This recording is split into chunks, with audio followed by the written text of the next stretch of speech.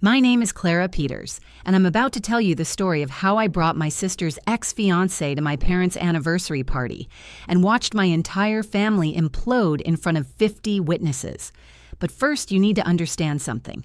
I'm the adopted one, the Charity case. The girl they took in when I was 7 years old after my biological parents died in a house fire. For 22 years, I've been reminded, subtly, and not so subtly, that I don't really belong. Today, that ends. The gift box felt heavier with every step I took toward the country club entrance. $43.27. That's what the crystal picture frame cost. I'd chosen it carefully, imagining my parents' faces when they opened it. 35 years of marriage. That should mean something, right? I should have known better. Oh, look. Everyone! The adopted mistake actually showed up! Jennifer's voice cut through the elegant murmur of arriving guests like a knife through silk. My sister, though she'd spent 22 years making sure I knew that word didn't really apply to me, stood at the entrance in a champagne-colored dress that probably cost more than my rent. Her smile was wide and bright, the kind that made strangers think she was joking, the kind that made me know she wasn't. I told Mother you'd probably be too busy with your little... What is it you do again? She tapped one manicured finger against her chin, performing for the small crowd gathering near the valet stand. Oh, right. Nothing important. I'm an architect. I own my own firm.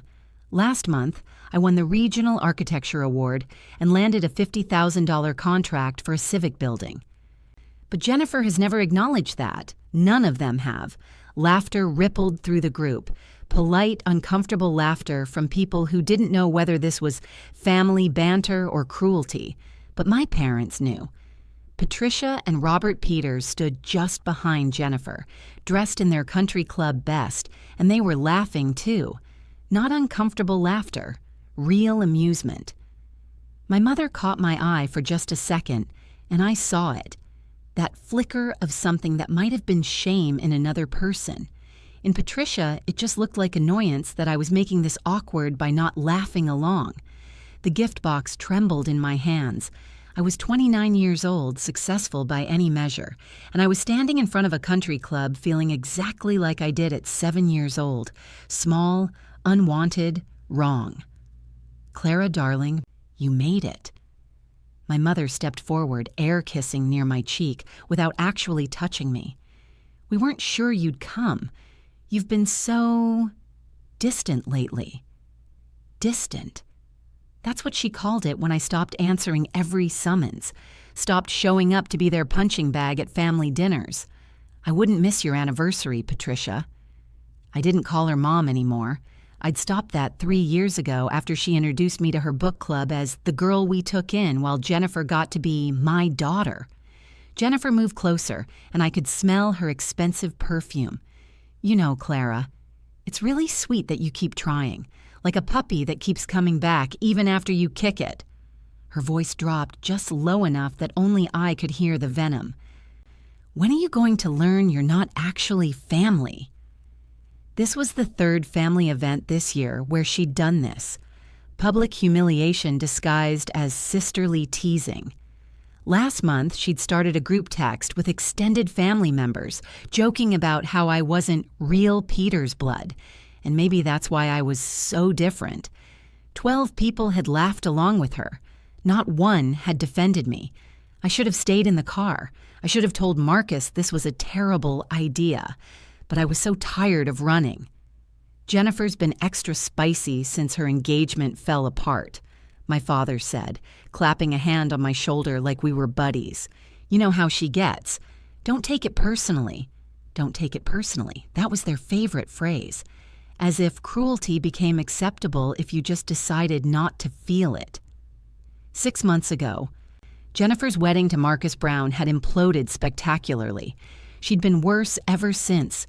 Meaner, more vicious, like she needed someone to bleed so she wouldn't have to feel her own pain. I was always the easiest target, but not today. Actually, I said, my voice steadier than I felt, I'm not alone this time.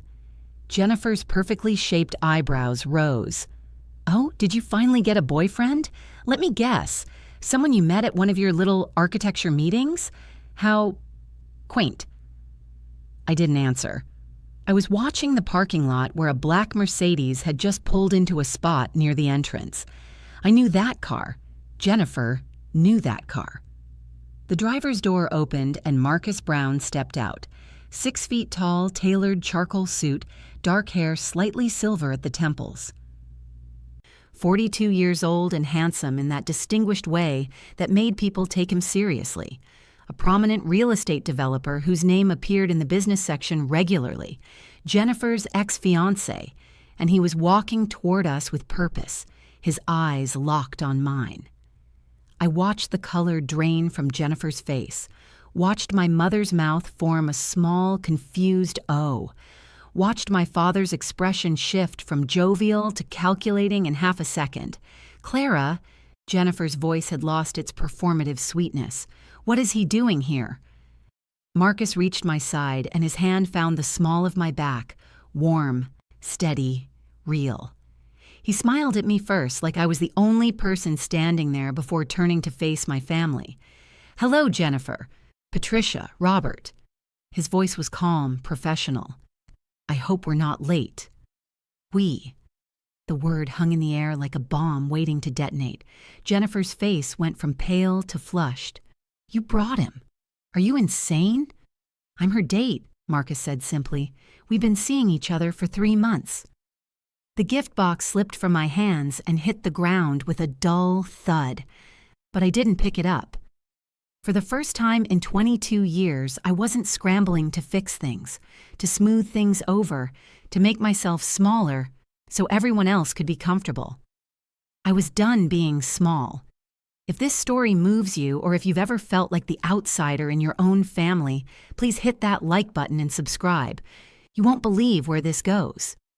As Marcus stood beside me, his presence solid and real, my mind flashed back to how we got here.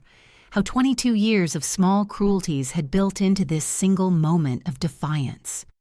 It started the day I arrived at the Peters house. I was 7 years old, clutching a stuffed rabbit that smelled like smoke, and Patricia showed me to my room, the converted attic with sloped ceilings so low I'd hit my head on them until I was 12. Jennifer's room was the master bedroom on the 2nd floor, twice the size of mine, with an ensuite bathroom and a walk-in closet. It's temporary, Patricia had said, until you adjust. I lived in that attic for 11 years. When Jennifer turned 16, Robert bought her a brand new Honda Civic with a bow on top. I watched from my attic window as she squealed and hugged him. When I turned 16, Patricia handed me a bus pass and told me it was important to learn independence. Jennifer's college tuition to State University, fully paid all 4 years, plus a monthly allowance for expenses. My college fund? We'll help where we can, Robert had said. I worked 3 jobs, took out loans I'm still paying off, and graduated from community college with a degree in architecture that I fought for with every fiber of my being. But the money wasn't even the worst part. The worst part was Christmas morning when I was 14. Patricia was taking photos of the family in front of the tree. Jennifer in her new cashmere sweater, Robert in his holiday vest, Patricia in her pearls. I stood up to join them. Jennifer, darling, you look stunning in this photo. Clara, could you step aside? This is just for family. Just for family. I have a folder at home, an actual physical folder, filled with family photos I've been cropped out of. Birthday parties where I'm standing at the edge of the frame, cut off at the shoulder. Holiday cards where I'm mysteriously absent. The family portrait they had professionally done when I was 19. They scheduled it on a day I had class and forgot to tell me the time had changed. I stopped crying about it when I turned 16. By 20, I'd gone numb. By 25, I'd started building a life they couldn't touch. But somehow, I kept coming back, kept hoping something would change. My architecture firm, Peters Design Studio, yes, I kept their last name, mostly because changing it felt like admitting they'd won, landed a $50,000 contract last month to design a new civic building. It was featured in the newspaper, a full article with my photo. I texted my parents the link. Patricia's response, That's nice. Dear. Jennifer's response in the family group chat, guess they'll let anyone design buildings these days, LOL. Robert didn't respond at all. Meanwhile, when Jennifer got promoted to senior marketing associate, a title that came with a modest raise and no actual management responsibilities, they threw her a dinner party and invited 30 people. That's when I started seeing a therapist. Dr. Sarah Chen listened to my stories and finally said the words I'd been afraid to think. Clara, this is abuse. Emotional abuse is still abuse, even when it comes with a roof over your head. But Marcus was a different kind of pain. I met him in college, back when I was 21 and he was a graduate student in business. We were friends, good friends, the kind who stayed up late talking about dreams and fears. I thought maybe we could be more. Then Jennifer came to visit me one weekend. She was 26, beautiful, confident, everything I wasn't. She met Marcus at a campus coffee shop, and I watched her turn on the charm like flipping a switch. Within 2 weeks, they were dating. Within 2 months, I barely heard from him. Jennifer told me he said I was too intense and kind of clingy. I found out years later that was a lie. Jennifer had told Marcus that I'd called him a charity case from a poor family and that I was only friends with him because I felt sorry for him. Marcus came from a working-class background and had worked his way through school. The comment, which I never made, hit exactly where Jennifer knew it would hurt. He believed her. They dated for 8 years. He proposed last year, and then 6 months ago, everything fell apart. I don't know all the details. Marcus has only told me pieces, but I know it ended badly. Jennifer came home from his apartment at 2 a.m, screaming and crying and refused to talk about it. The wedding was canceled. The engagement was over. 2 months later, I got a message on LinkedIn. Clara, this is Marcus Brown. I don't know if you remember me, but we were friends in college before I dated your sister. I recently discovered that Jennifer lied to me about something you supposedly said 8 years ago. I owe you an apology. Would you be willing to meet for coffee? I almost deleted it, almost blocked him. But something in me, maybe the part that was tired of running, said yes. We met at a neutral coffee shop across town. He looked older, more tired, but his eyes were the same. Kind, honest. She told me you called me a charity case, he said, that you said I was beneath you because of where I came from. I believed her, Clara. I'm so sorry. I felt something crack open in my chest. I never said that. I would never say that. I know that now. He pulled out his phone and his hands were shaking slightly. I have something you need to see. That's when he showed me the video, the security camera footage from his apartment. Jennifer on the phone, laughing about how she'd played Marcus perfectly, mocking him, mocking me, saying things that made my blood run cold. We started meeting for coffee, then dinner, then long walks where we talked about everything we'd missed in 8 years. He told me about the red flags he'd ignored, the lies he'd believed, the person he'd almost married who never really existed. 3 months ago, he kissed me in the parking lot after dinner, and it felt like coming home. Are you sure about this? I'd asked him last week, sitting in his car outside my apartment. Coming to the party with me? It's going to be bad. I'm sure, he'd said. You've spent 22 years facing them alone. Not anymore. Now here we were, standing in front of the country club, and Jennifer looked like she wanted to murder us both. You're dating him? Jennifer's voice climbed an octave, drawing more attention from arriving guests. You're dating my ex-fiancé? He's been your ex for 6 months, Jennifer. My voice was calmer than I felt. And yes, we're dating. This is unbelievable. She turned to our parents, her face flushed with rage. Are you hearing this? She brought Marcus to your anniversary party. She's trying to humiliate me. Patricia stepped forward, her expression hardening. Clara Marie, what were you thinking? This is incredibly inappropriate. Inappropriate? The word tasted bitter. What's inappropriate is Jennifer calling me the adopted mistake in front of your guests. But I notice you're not upset about that." "That was just a joke," Robert said, his politician smile firmly in place. "You're being oversensitive. But bringing Jennifer's ex-fiancé, that's deliberately hurtful." Marcus's hand pressed gently against my back, a reminder that I wasn't alone.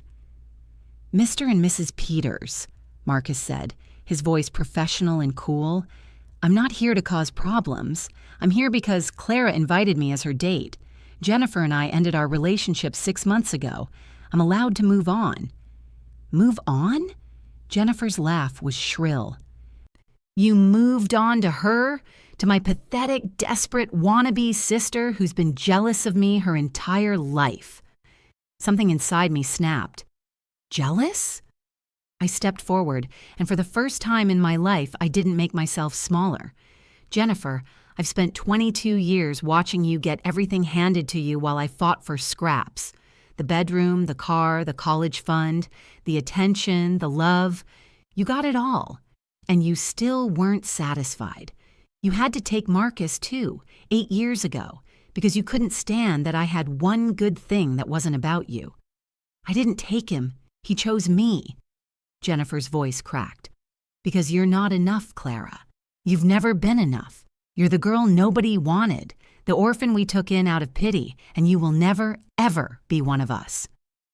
The crowd had grown. Phones were out. I could see people recording, whispering, watching our family implode in real time. "Jennifer, that's enough," Patricia hissed, but she was looking at me, not Jennifer, like I was the problem, like I was the one causing a scene. "No, let her finish," I said. "Let everyone hear what you really think of me. Let them hear what you've been saying for 22 years behind closed doors." "You want to know what I think?" Jennifer moved closer, her voice dropping to a venomous whisper that still carried. "I think you're a desperate orphan who's been trying to steal my life since the day you showed up. First you tried to steal my friends, then my boyfriends, and now Marcus. You're pathetic. You're nothing. And seducing my ex-fiancé is the most desperate thing you've ever done." "I didn't seduce anyone," I said quietly. "Marcus reached out to me after he found out who you really are." Jennifer's eyes narrowed. "What's that supposed to mean?" Marcus cleared his throat.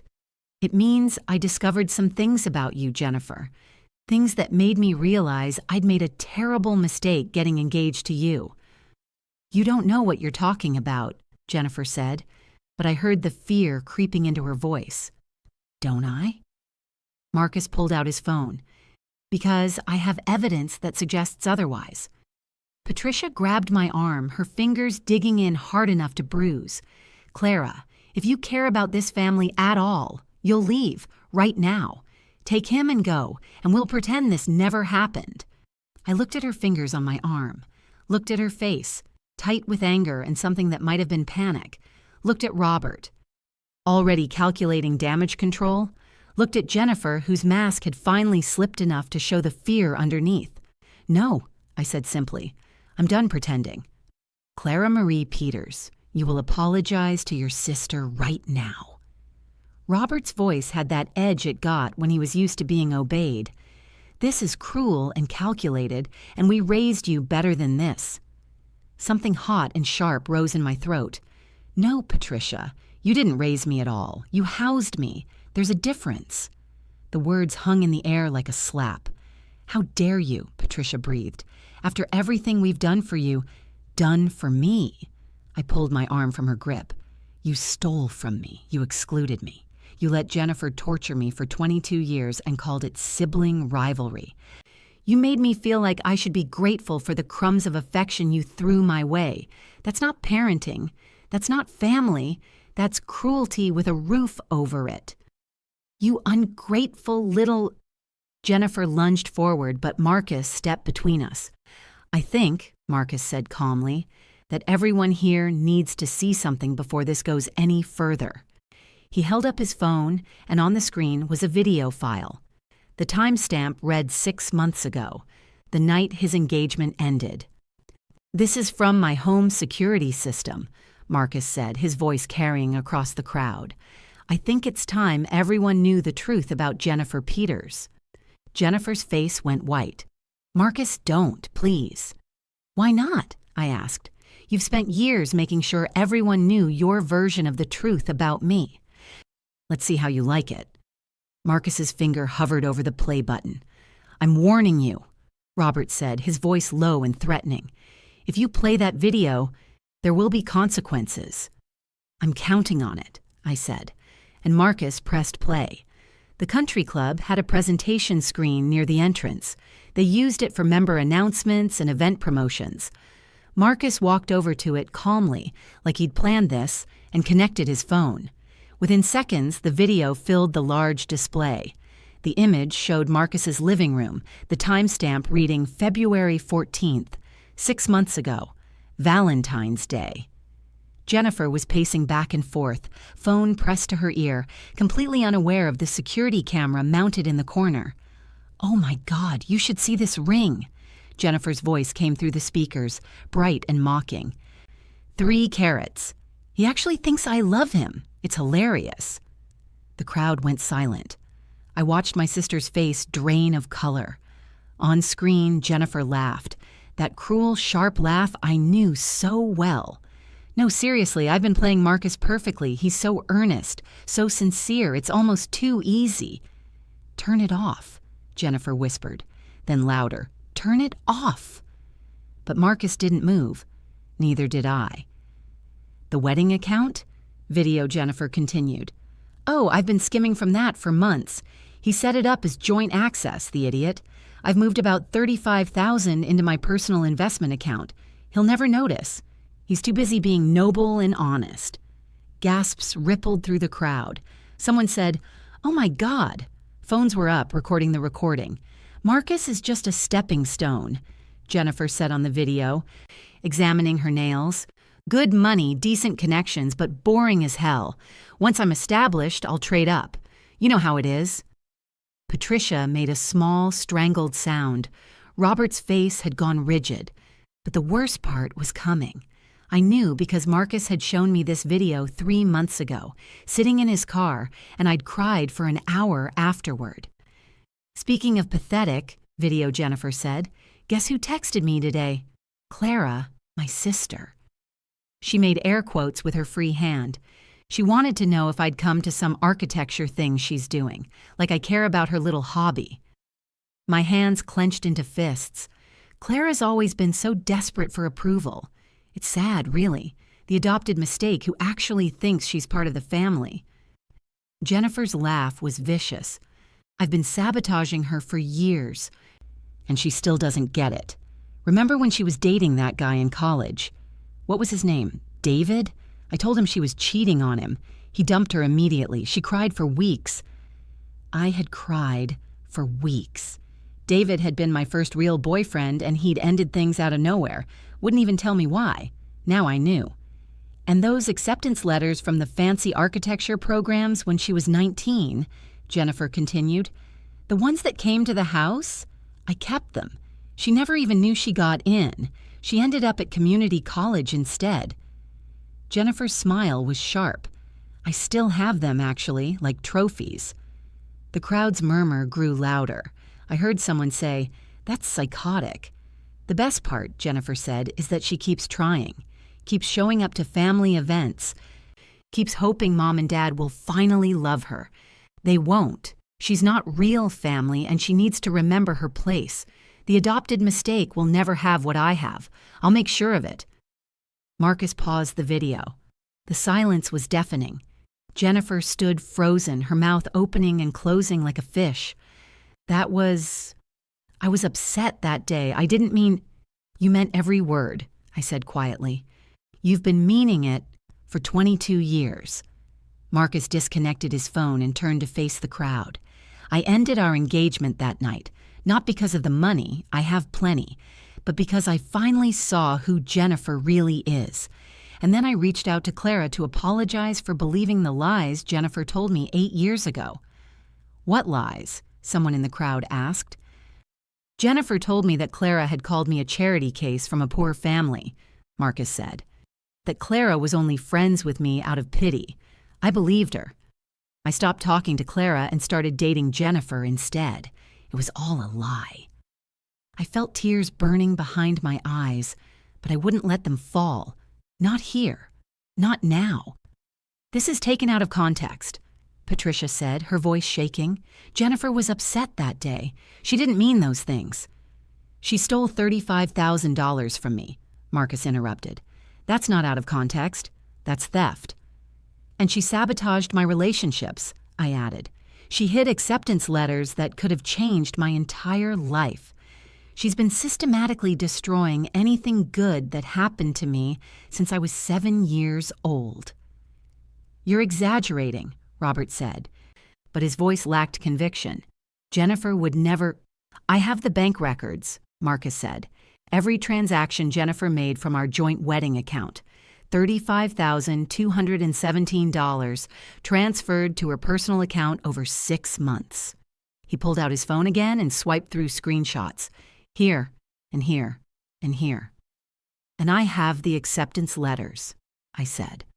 I'd brought my purse, and inside was a folder I'd been carrying for weeks, waiting for the right moment.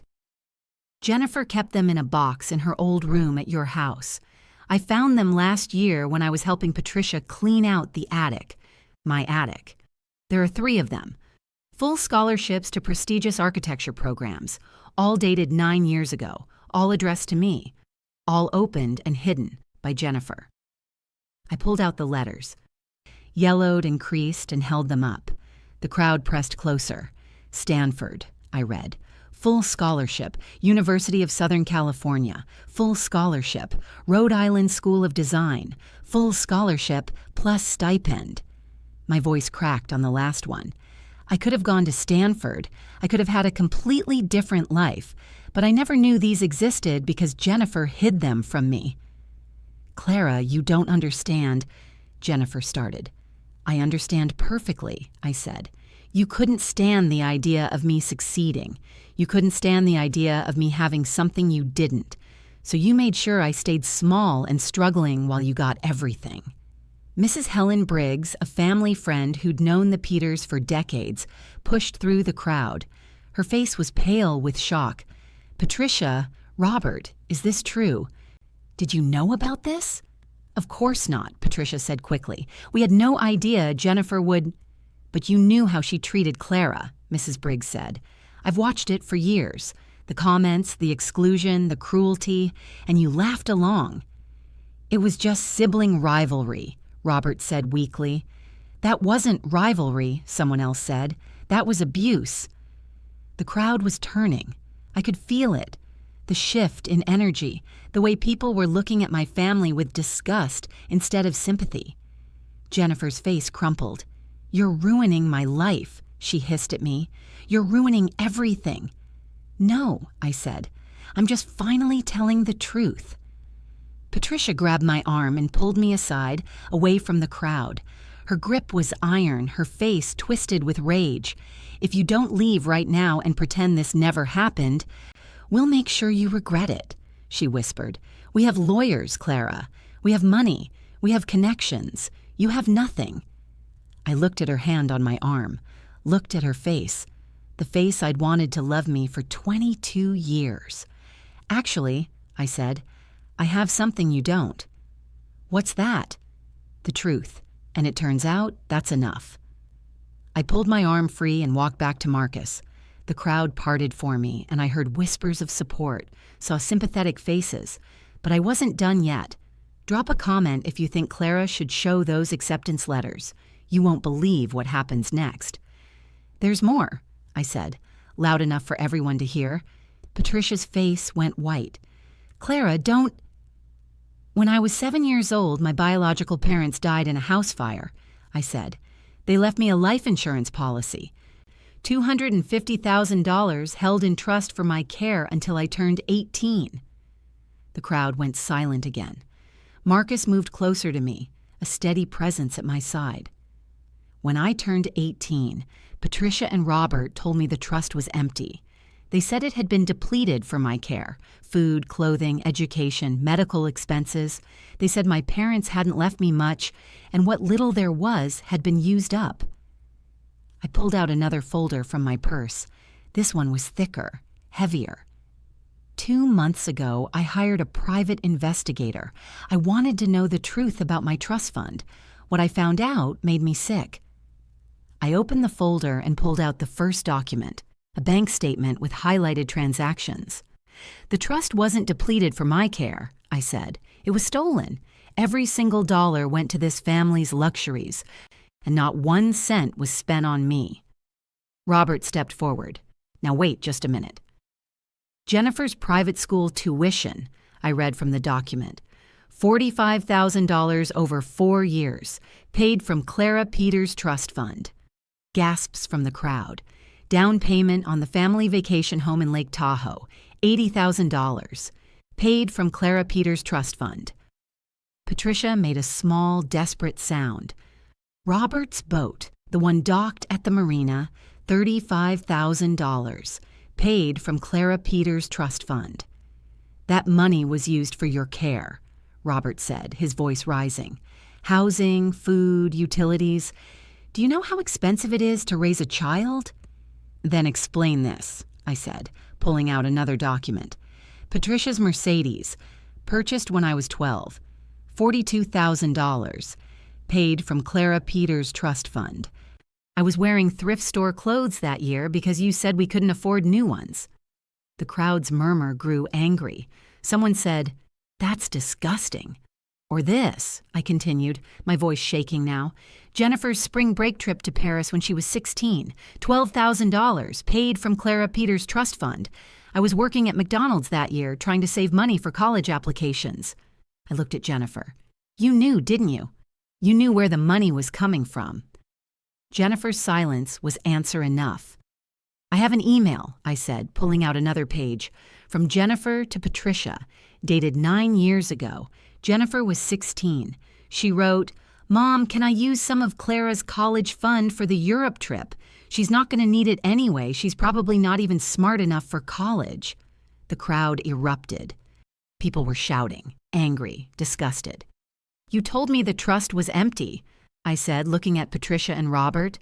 "You looked me in the eye when I was 18 years old, struggling to afford community college, working 3 jobs, eating ramen for dinner every night, and you lied to me.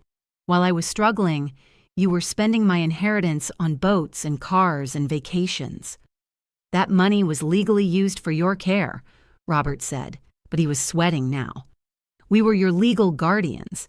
You had the right to use it for my care," I said, "not for Jennifer's private school, not for your boat, not for luxury vacations. I wasn't even invited on." I pulled out the final document, the one that hurt the most. This is an email between Patricia and Robert dated 12 years ago. I was 17. My voice broke, but I forced myself to continue. The subject line is, "The Clara problem." Patricia lunged forward. "Don't you dare!" But I was already reading. "Robert, I'm at my wit's end with Clara. She's moody, ungrateful, and she doesn't bond with Jennifer no matter what we do. I'm starting to think we made a mistake taking her in. Is there any way to send her back? She's almost 18 anyway." The crowd went dead silent. Robert's response, I continued, my voice hollow. "We can't send her back. It would look terrible, especially with my city council run coming up. We need to maintain the image of the charitable family who took in the orphan. Just stick it out another year. Once she's 18, she's not our problem anymore." I looked up at my parents. No, at Patricia and Robert Peters. They weren't my parents. They never had been. "You kept me for appearances," I said. "You kept me because it looked good for Robert's political career. The charitable lawyer and his wife, taking in a poor orphan. What a heartwarming story." "Clara, you're twisting this," Patricia said desperately. "We were frustrated that day. Every parent gets frustrated." "Every parent doesn't discuss sending their child back like a defective product," I said. "Every parent doesn't steal their child's inheritance. Every parent doesn't let one child torture the other for 22 years. Mrs. Briggs stepped forward again, and I saw tears on her face. "Patricia, how could you? That little girl lost everything, and you—" She couldn't finish. "We gave her a home," Robert said, but his voice was weak now. "We gave her food, shelter, clothing. You gave me a prison and charged me rent with my own inheritance," I said.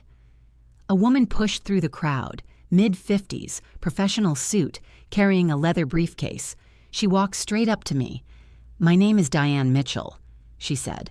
"I'm a family attorney. I've been standing here listening to everything, and I want you to know, this is theft and fraud. You have a case, a strong one." She handed me her business card. "Call me Monday morning. We're going to get your money back, every penny of it plus interest, and we're going to make sure they never do this to anyone else." I took the card with shaking hands. "Thank you." Diane turned to Patricia and Robert. "You should get your own attorney. You're going to need one." The crowd erupted again, people talking over each other, phones recording everything. I saw the country club manager approaching, looking concerned. Jennifer was crying now, mascara running down her face. Patricia looked like she might faint. Robert's politician smile had completely disappeared, and I felt not happy exactly, not victorious, but free. For the first time in 22 years, I felt free. The country club entrance had become a circus. Phones were everywhere, pointed at us, recording every moment. I could see the notifications lighting up screens. People were posting in real time. "Everyone, please," Robert said, raising his hands, slipping back into his lawyer voice. "This is a private family matter that's been blown out of proportion. If we could all just calm down and give us some privacy." "Privacy," someone shouted. "You stole $250,000 from an orphan." "That's not what happened," Patricia said, her voice shrill. "The money was used appropriately. Clara is misrepresenting." "I have bank statements," I said, holding up the folder. "Every transaction is documented. You can't lie your way out of this." Jennifer suddenly came alive, her face twisted with rage. "She's lying. She's always been a liar. She's mentally unstable. Ask anyone who knows her." A man in the crowd, someone I didn't recognize, pulled out his phone and started typing. After a moment, he looked up. "Actually, Clara Peters just won the Regional Architecture Award last month. Says here she's one of the most promising young architects in the state. Doesn't sound unstable to me." Several people murmured agreement. Someone else said, "I saw that article. Very impressive." Jennifer's face flushed darker. "That's not— She manipulates people. She's been manipulating Marcus, making him think I'm some kind of monster." "You did that yourself," Marcus said calmly. "I have the video evidence. You stole from me, lied to me, and mocked me behind my back. Clara didn't make you do any of that." "This is going to destroy Robert's campaign," someone whispered, but it was loud enough to carry. "The city council race. He's done." Robert's face went rigid. "Now let's not be hasty. Every family has disagreements." "Disagreements?" Mrs. Briggs stepped forward again, and her voice was shaking with anger. "Robert, I've held my tongue for years, but I won't anymore. I've watched this family treat Clara like a servant while spoiling Jennifer rotten.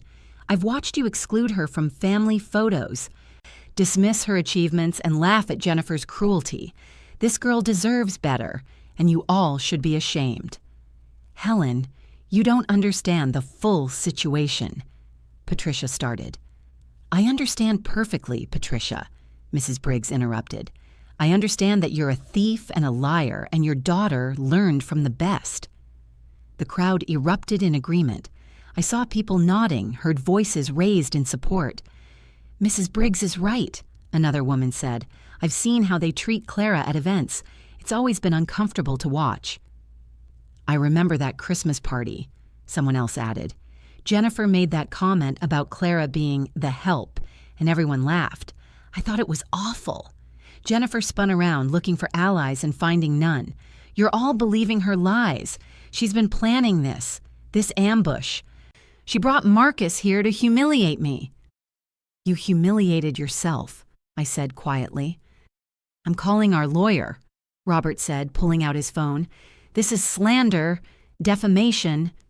It's not defamation if it's true, Diane Mitchell said. She was still standing nearby, arms crossed, watching everything with professional interest. And I have to say, Mr. Peters, as an attorney yourself, you should know that threatening legal action in front of 50 witnesses while the evidence of your fraud is being recorded on multiple devices is not your best strategy. Someone laughed. Then someone else. The sound rippled through the crowd. Patricia's carefully maintained composure finally cracked. You ungrateful little bitch, she hissed at me. After everything we did for you, you stole from me, I said. You emotionally abused me. You let your daughter torture me. That's what you did for me. We gave you a home, Patricia screamed. We took you in when you had nothing. You'd be in foster care or dead in a ditch somewhere if it wasn't for us. The crowd went silent. Even Patricia seemed to realize she'd gone too far. Did you really just say that? Mrs. Briggs asked, her voice cold. Did you really just tell this girl she should be grateful you didn't let her die? Patricia's mouth opened and closed. I didn't mean, yes, you did, I said.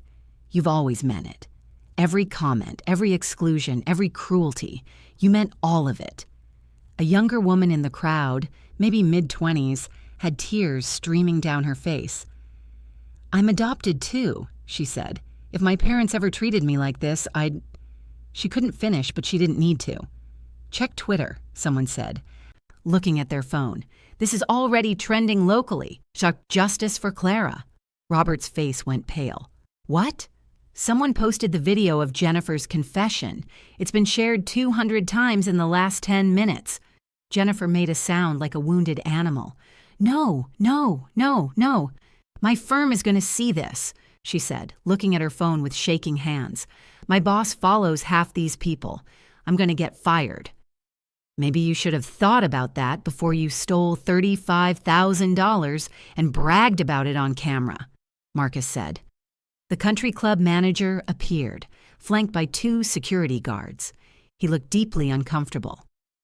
Mr. and Mrs. Peters, he said quietly, I'm going to have to ask you to leave.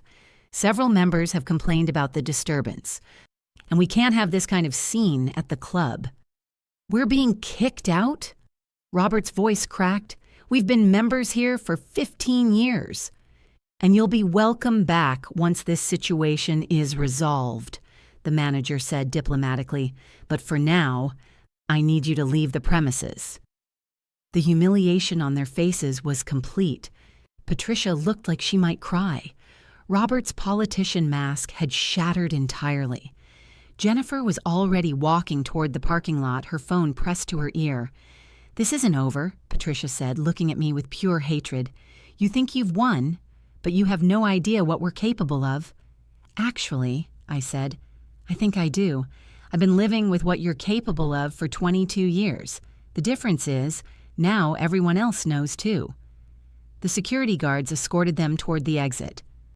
The crowd parted, and I heard whispers, saw disgusted looks directed at my former family. Mrs. Briggs came over and hugged me. You're so brave, she whispered. I'm sorry I didn't speak up sooner. It's okay, I said, and I meant it. I needed to do this myself. As Patricia, Robert, and Jennifer disappeared into the parking lot, I felt Marcus's hand find mine. You okay? He asked. Yeah, I said. I really am. I thought it was over. I thought they'd leave, and that would be the end of it. I was wrong. 20 minutes later, as Marcus and I were talking with Diane Mitchell about next steps, Patricia appeared in the doorway. She'd been crying. Her makeup was smeared, her eyes red, but there was something harder underneath the tears, something desperate and dangerous. Clara, she said, I need to speak with you. Privately. Anything you have to say, you can say in front of Marcus and Diane, I replied. Fine. Patricia stepped closer, and Robert appeared behind her. Jennifer wasn't with them, probably still in the car, hiding. Let's talk about what happens next. What happens next is I file a civil suit for the stolen trust fund, I said. $250,000 plus 22 years of interest. My investigator estimates that's approximately $475,000 total. Robert's jaw tightened. If you pursue this, we'll bury you. I know judges, lawyers, people who matter. You're nobody, Clara. You're a girl with a small architecture firm and a pile of debt. We'll tie you up in court for years. You can't afford that. Diane Mitchell is taking my case pro bono, I said, glancing at the attorney, who nodded. She says it's the most clear-cut fraud case she's seen in 20 years. Try me. Pro bono won't last, Patricia said. Once she sees how complicated this gets, how much work it'll take, she'll drop you. They always do. I won't, Diane said firmly. I've already reviewed the preliminary evidence. This case is airtight, and frankly, I'd take it for free just to see justice done. But I'm also billing my regular rate, and I'll collect it from your settlement. Patricia's face twisted. You're going to destroy this family over money after everything we gave you. You didn't give me anything, I said. You stole from me. There's a difference. We raised you. Robert's voice rose. We put a roof over your head, food on your table. With my own money, I interrupted. You used my inheritance to pay for luxuries while I wore thrift store clothes and worked 3 jobs. You don't get credit for basic care when you stole $250,000 to fund it. Jennifer appeared then, her face blotchy and swollen. Marcus will get tired of you, she said, her voice hoarse. He'll see what we see. A desperate, damaged girl who'll never be good enough. You think this is a happy ending? You're going to end up alone, just like you've always been. Something inside me, the last little piece that still wanted their approval, still hoped they might love me, finally died. Jennifer, I said calmly, Marcus left you because of who you are, not because of anything I did. That's what you can't stand. For once, something isn't about you. For once, someone chose me, and you can't manipulate or sabotage your way out of it. You're going to regret this, Patricia said. We'll file a countersuit for defamation. We'll tell everyone you're lying, that you fabricated evidence. In front of 50 witnesses who recorded everything? Diane said. Good luck with that. We'll go to the media, Robert said. We'll tell them our side of the story. We'll explain that Clara has always been troubled, unstable. I'll report you to the State Bar Association, I said. Using your position as an attorney to threaten and intimidate me? That's an ethics violation. It could cost you your license. Robert went pale. You wouldn't. I already did, I said. I filed the report this morning before we came here. They'll be opening an investigation next week. The silence was deafening. You planned this, Patricia whispered. You planned all of this. I prepared for this, I corrected. There's a difference. You taught me to always have a backup plan, to never trust anyone, to protect myself because no one else would. Congratulations, I learned. Clara, please, Patricia said, and for the first time she sounded genuinely desperate. We can work this out. We can go to family therapy. We can... No, I said simply, we can't, because you're not my family. You never were, and I'm done pretending. After 22 years, you're just going to walk away, Robert asked. After 22 years, I'm finally free to walk away, I said. There's a difference.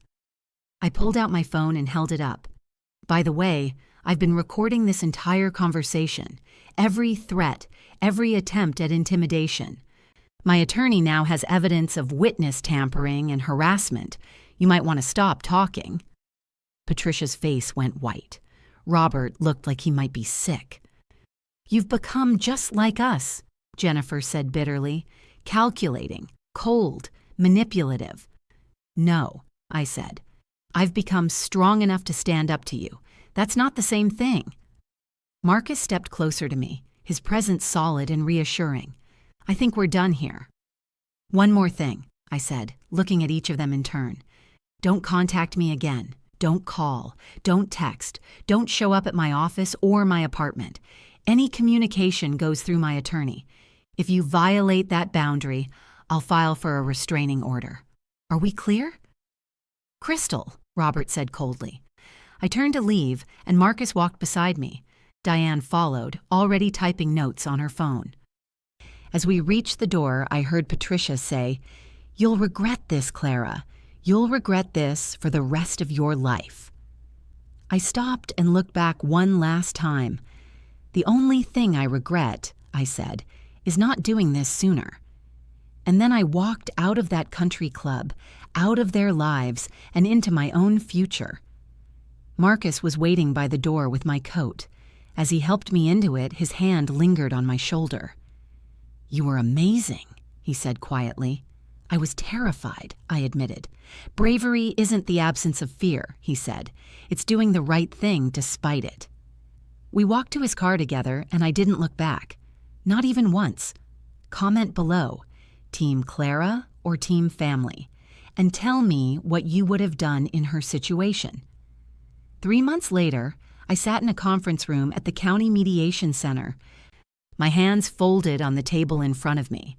Diane Mitchell sat to my right, a thick folder of evidence in front of her.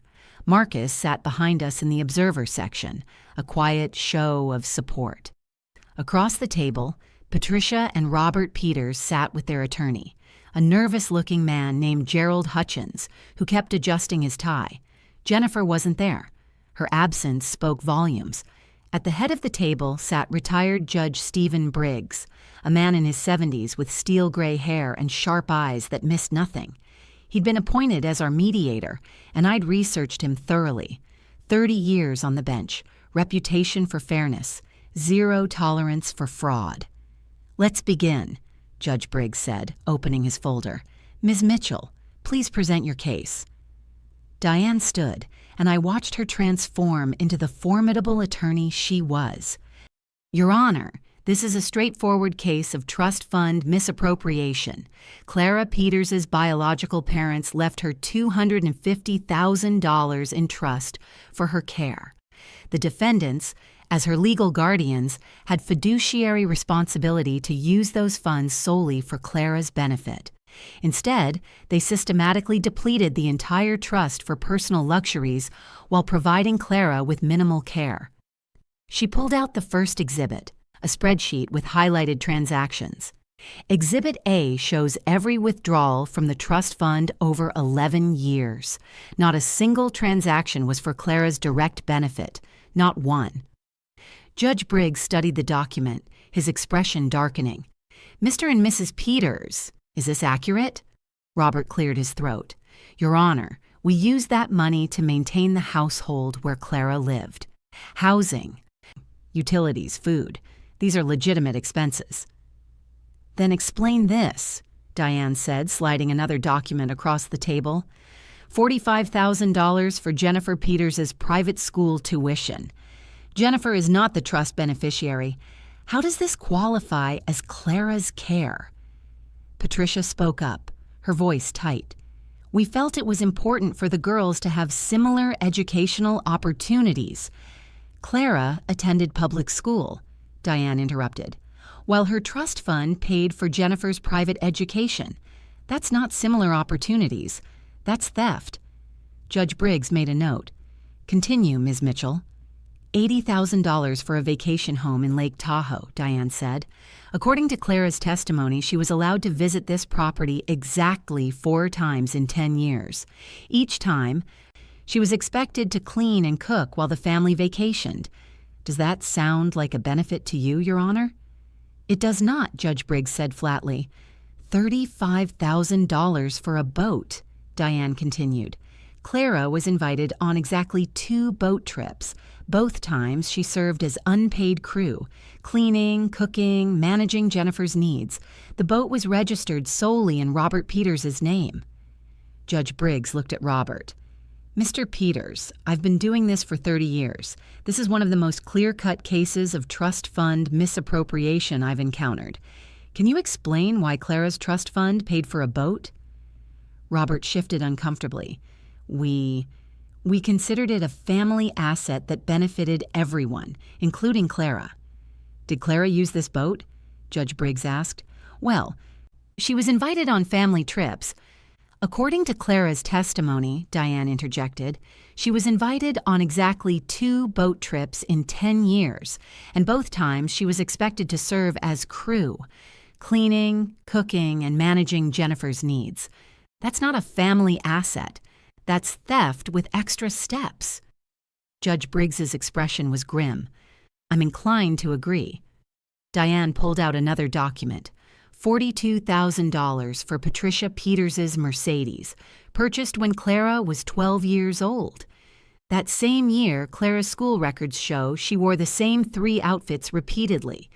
Her teacher noted concerns about whether Clara had adequate clothing. Patricia's face flushed. We were going through a tight financial period. You were going through a tight financial period while buying a $42,000 car with your adopted daughter's inheritance? Judge Briggs's voice was sharp. Ms. Peters, that's unconscionable. We provided her with a home, Robert said, his lawyer voice emerging. We fed her, clothed her, gave her stability after a traumatic loss. That has value. It does, Judge Briggs agreed. And if you'd used the trust fund appropriately for her care, we wouldn't be here. But you didn't. You used it for luxuries while providing her with the bare minimum.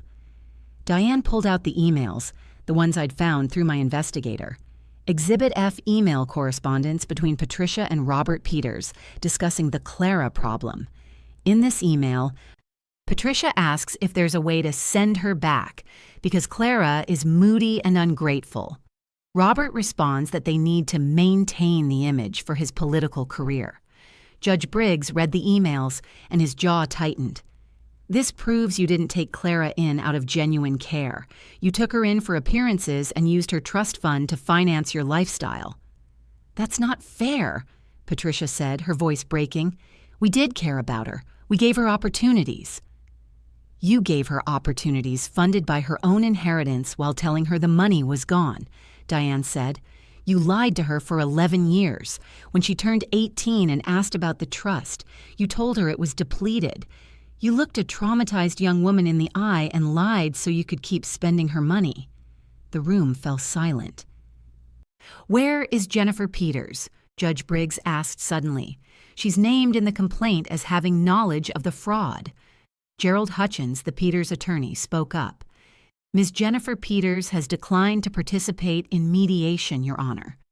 That hurts your case, Judge Briggs said bluntly. It suggests consciousness of guilt. She's been through a difficult time, Patricia said weakly. Her engagement ended. She lost her job. She lost her job because video evidence of her stealing from her fiancé went viral, Diane said. That's not a difficult time. That's consequences. Judge Briggs closed his folder.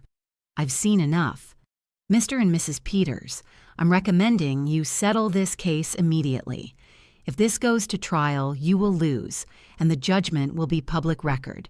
It will destroy what's left of your reputation, and it may result in criminal charges. Robert went pale. Criminal charges? Trust fund misappropriation can be prosecuted as theft, Judge Briggs said. The district attorney's office could pursue charges if they believe there's sufficient evidence. And based on what I've seen today, there's more than sufficient evidence. Patricia started crying. Real tears this time, not the manipulative kind I'd seen so many times before.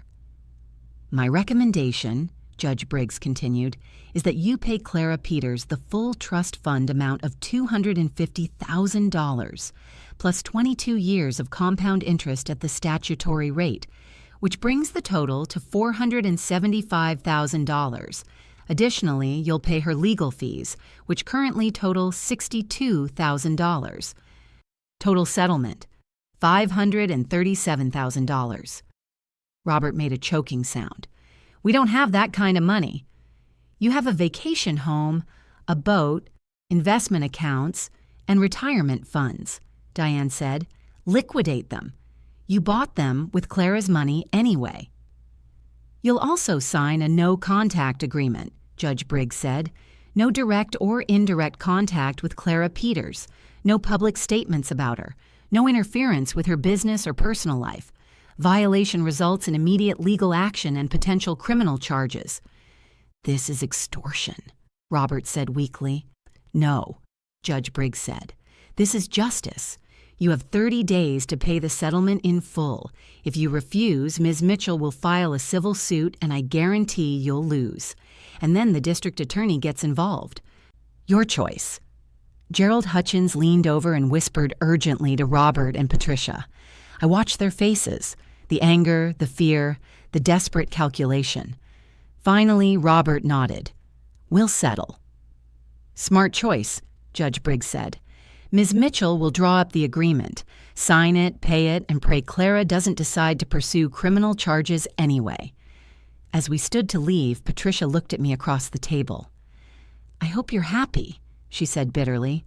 I'm not happy, I said honestly, but I'm free, and that's better. Outside the mediation center, Diane put a hand on my shoulder. You did it, she said. $537,000. They have to pay within 30 days. Will they? I asked. They will, Diane said confidently, because the alternative is criminal prosecution, and Robert knows it. Speaking of which, the State Bar Association opened an investigation into his practice. They're looking into whether he's misappropriated other client funds. Really? Really. And his city council campaign has been suspended pending the investigation. He's done, Clara. Professionally, politically, socially, he's done. I should have felt triumphant. Instead, I just felt tired. Marcus appeared beside me and took my hand. Let's go home, he said gently. And we did. 8 months after the mediation, I stood in front of a newly renovated group home in the east side of the city, watching as kids poured out to see their new common room. The space was bright, warm, filled with comfortable furniture and natural light, a place where they could feel like they belonged. What do you think?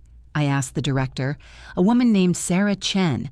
Yes, the same Dr. Chen who'd been my therapist. She'd left private practice to run this home, and when I'd approached her about the redesign, she'd cried. It's perfect, Sarah said, her voice thick with emotion. Clara, this is going to change these kids' lives. Second Chance Designs had been my idea, a nonprofit branch of my architecture firm dedicated to redesigning foster care facilities, group homes, and adoption centers, places where kids like me had lived, feeling temporary and unwanted. I wanted to give them spaces that said, you matter, you belong, you're worth investing in. The settlement money had funded it, $475,000. I'd kept enough to pay off my student loans and put a down payment on a real office space for my firm. The rest went into Second Chance Designs. This is the third home we've completed, I told a reporter from the local news who'd come to cover the opening. We have 4 more scheduled for this year. The goal is to create spaces that feel like home, not institutions. What inspired this project? The reporter asked. I smiled. I spent 22 years being told I wasn't good enough. Now I spend my days designing spaces where other kids like me can feel like they belong. That's the best revenge, becoming the person who helps others escape what you survived. The story aired that night. By morning, I had 12 emails from other facilities asking for help and 3 major donors offering to fund additional projects. Peters Design Studio, my firm, had grown too. The civic building contract had led to others. Last month, we'd won a $200,000 contract to design a new community center. I'd hired 2 junior architects and an administrative assistant. We'd moved into a real office with windows and a conference room. I'd also established a scholarship fund, the Diane Mitchell Scholarship for Foster Youth Pursuing Architecture. 12 recipients so far, each getting $10,000 toward their education. Diane had cried when I told her. You didn't have to name it after me, she'd said. Yes, I did, I'd replied. You gave me justice. I want to give others opportunity. My relationship with Marcus had grown too, slowly and carefully.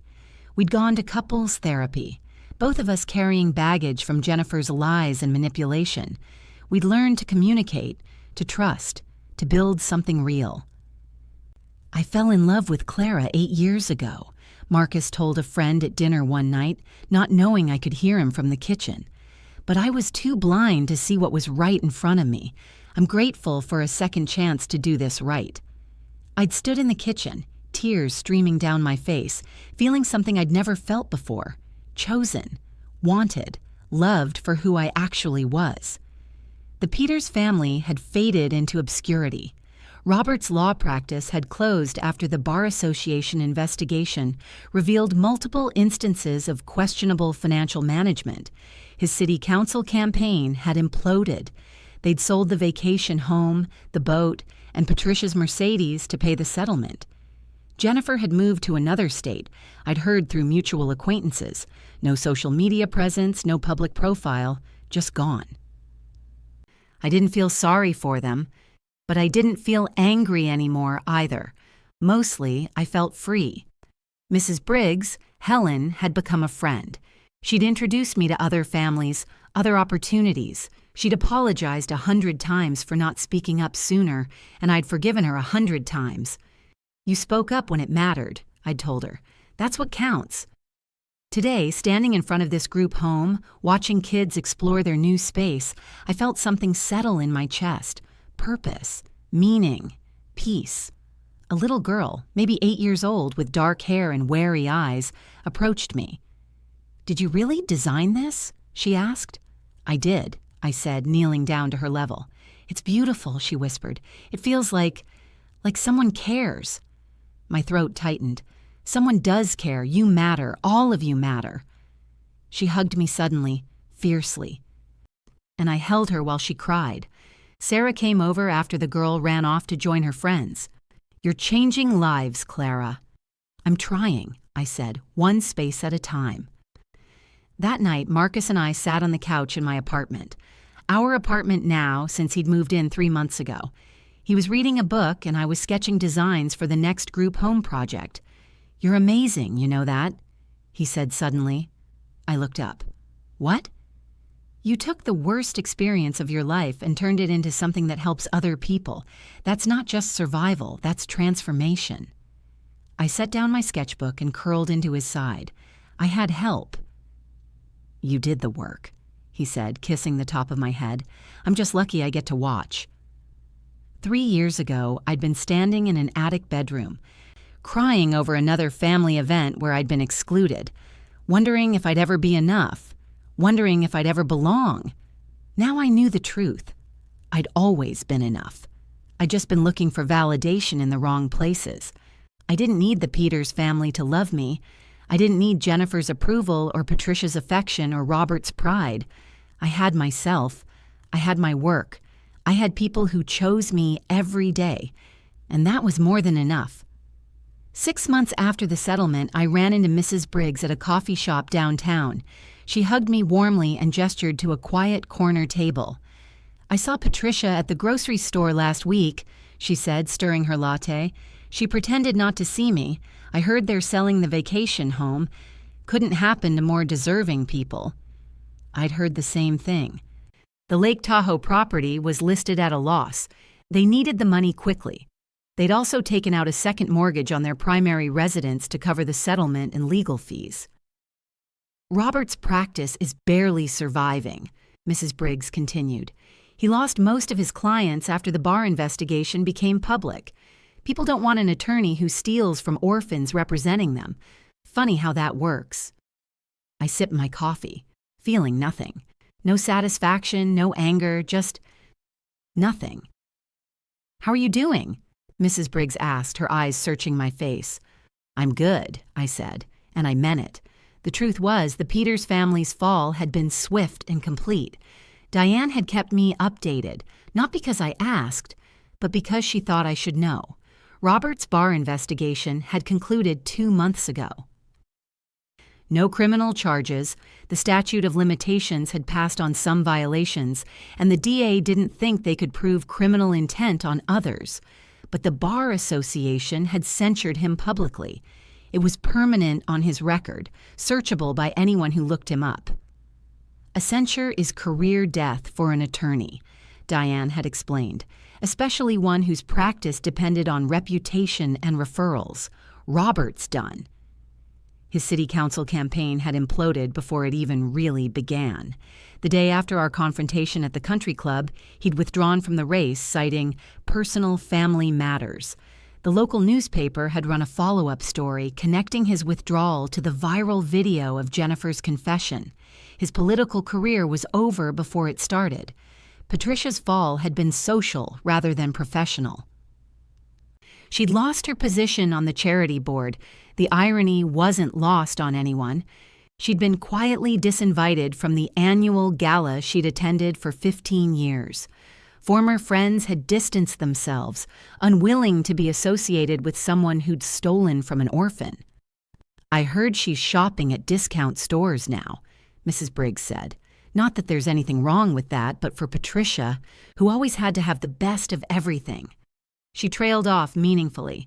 Jennifer's collapse had been the most dramatic. She'd been fired from her marketing position 3 days after the video went viral. Her employer had released a brief statement about conduct inconsistent with company values. She'd tried to reinvent herself as a lifestyle blogger. Jennifer's journey. Finding authenticity after betrayal. The blog had lasted exactly 3 posts before the comment section became so vicious she shut it down. People remembered the video. They remembered her mocking Marcus, bragging about manipulation, calling me the adopted mistake. The internet doesn't forget. Her Instagram following had dropped from 8,000 to 400. The remaining followers seemed to be there purely to leave cruel comments. Last I'd heard, and I only heard because Marcus had told me, Jennifer was working retail at a department store, living in a small 1-bedroom apartment on the other side of town. Her engagement to some guy she'd been dating had fallen apart after 3 months. Apparently, he'd Googled her. "Marcus showed me a message Jennifer sent him last week," I told Mrs. Briggs. She wrote, "I know you're with her out of pity. When you're done playing hero, call me." Mrs. Briggs's eyebrows shot up. What did he say? He asked if he should respond. I told him to block her. She's not our problem anymore. And she wasn't. None of them were. The consequences had been permanent and far-reaching. Robert's practice revenue was down 60%. Diane had sources who tracked these things. He'd had to let go of his paralegal and his secretary. He was working out of a smaller office, taking cases he would have turned down before. Patricia had been forced to sell her Mercedes, the one bought with my trust fund money. She was driving a 10-year-old Honda now. The vacation home was in escrow, selling for $40,000 less than they'd paid for it. Their retirement accounts had been drained to pay the settlement. Jennifer's LinkedIn profile, which I'd looked at exactly once in a moment of weakness, showed she was between opportunities. Her last post from 4 months ago was a vague inspirational quote about resilience.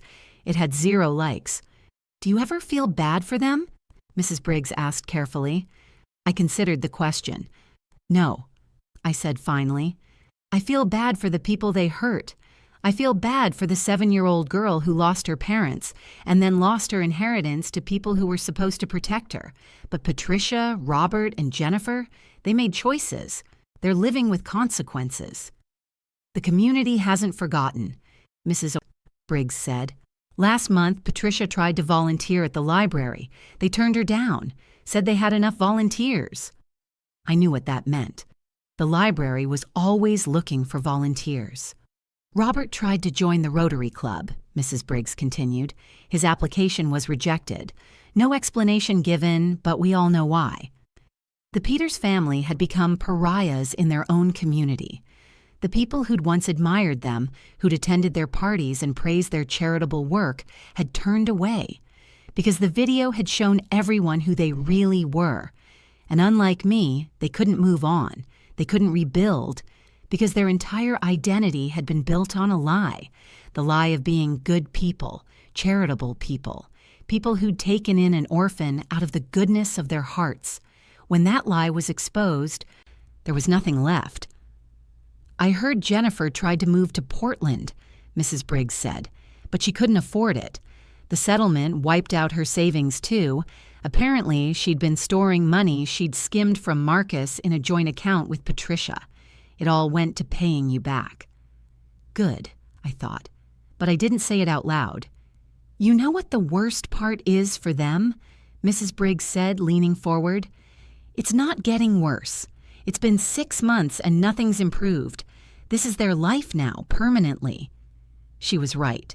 The Peters family's fall wasn't a temporary setback. It was a complete restructuring of their existence. Robert would never practice law at the level he had before. Patricia would never regain her social standing. Jennifer would never escape the video that defined her. They'd tried to make me small, to keep me in my place, to ensure I never rose above the role they'd assigned me. Instead, they'd destroyed themselves, and I'd built something beautiful from the ashes. 1 year after the anniversary party, a letter arrived at my office. Cream-colored envelope, Patricia's handwriting.